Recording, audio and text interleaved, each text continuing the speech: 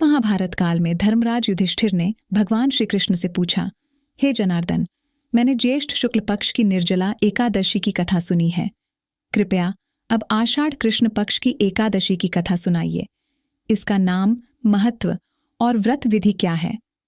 भगवान श्री कृष्ण बोले, हे धर्मराज, आषाढ़ कृष्ण पक्ष की एकादशी का नाम योगिनी एकादशी है।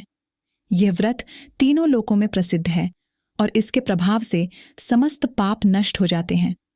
यह व्रत इस लोक में भोग और परलोक में मुक्ति प्रदान करता है। अब मैं तुम्हें एक प्राचीन कथा सुनाता हूं, ध्यानपूर्वक सुनो। स्वर्गलोक की अलकापुरी नगरी में कुबेर नामक राजा राज्य करते थे, जो भगवान शिव के परम भक्त थे।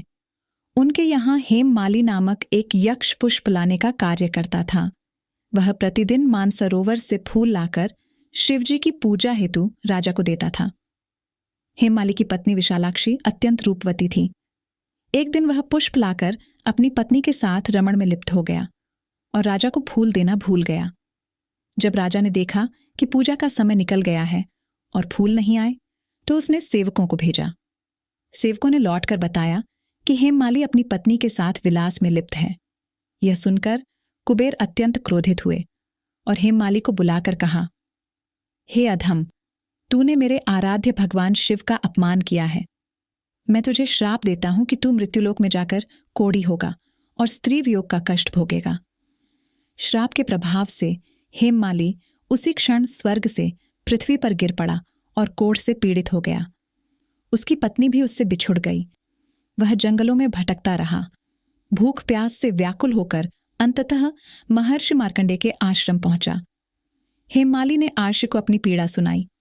महर्षि ने करुणापूर्वक कहा, हे यक्ष, तूने पूर्व जन्म में जो अपराध किया है उसका यह फल है, परंतु यदि तू योगिनी एकादशी का व्रत विधि पूर्वक करेगा तो तेरे समस्त पाप नष्ट हो जाएंगे।